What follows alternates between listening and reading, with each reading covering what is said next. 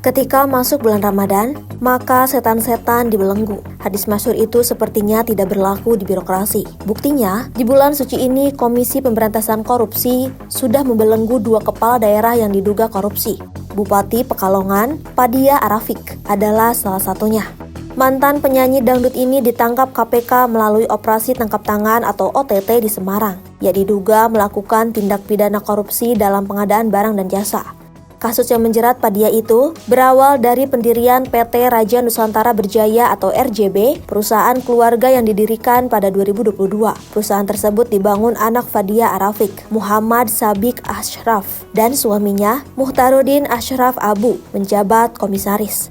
Masalah muncul ketika perusahaan itu menjadi vendor dalam pengadaan barang dan jasa di lingkungan pemerintah Kabupaten Pekalongan. PT RJB mendapatkan proyek pengadaan jasa outsourcing dengan nominal 46 miliar rupiah. Namun, dari nilai kontrak sebesar itu, uang yang digunakan untuk membayar gaji pegawai outsourcing hanya 22 miliar rupiah. Adapun sisanya 19 miliar rupiah masuk kantong Padia dan keluarganya. Belum tuntas dugaan korupsi yang menjerat keluarga penyanyi dangdut itu, KPK kembali melakukan OTT di Rejang Lebong.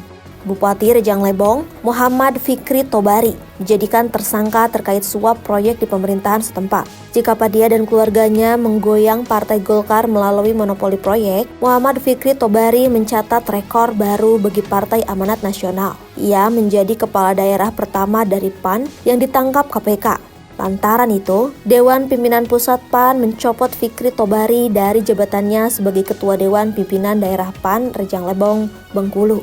Selain Padia Arafik dan Fikri Tobari, sebelumnya KPK telah menangkap sejumlah kepala daerah hasil Pilkada Serentak 2024 plus Wakil Menteri era Prabowo Subianto.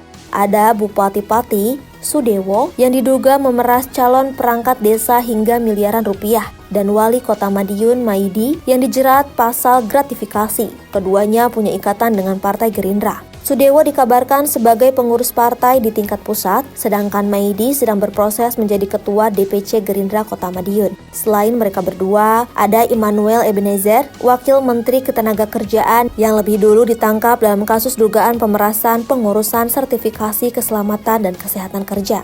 Selanjutnya ada Bupati Ponorogo, Sugiri Sancoko, dan Bupati Bekasi Ade Kuswara Kunang dari PD Perjuangan yang ditangkap KPK terkait suap proyek pemerintah daerah.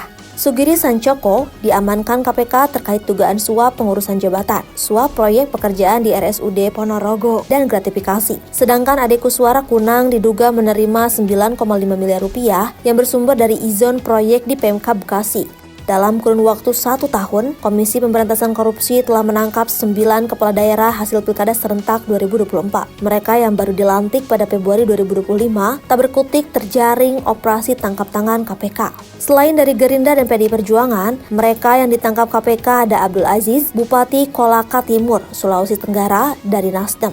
Lalu Gubernur Riau, Abdul Wahid dari PKB dan Bupati Lampung Tengah, Ardhito Wijaya dari Golkar. Merespon banyaknya kepala daerah yang ditangkap KPK, Ketua DPR RI Puan Maharani menyinggung biaya politik yang terlalu mahal dan pendidikan akuntabilitas kepada seluruh kepala daerah. Menurutnya, harus ada evaluasi di semua lini terkait persoalan tersebut. Hal senada disampaikan Wakil Menteri Dalam Negeri Bima Arya Sugiarto. Ia mengatakan banyaknya kepala daerah yang kena OTT KPK tidak menimbulkan efek jera, sehingga perlu ada pembenahan sistem pemeliharaan kepala daerah dan pencegahan korupsi dari hulu ke hilir. Sementara itu, anggota Komisi 2 DPR RI Indra Jaya menyebut indikator kegagalan pembinaan kepemimpinan daerah. Menurutnya, pembinaan integritas pejabat publik belum menyentuh aspek moral yang paling mendasar. Ia pun menyinggung rentet yang pernah diikuti para kepala daerah, apakah materinya benar-benar membentuk integritas atau hanya menjadi agenda simbolis?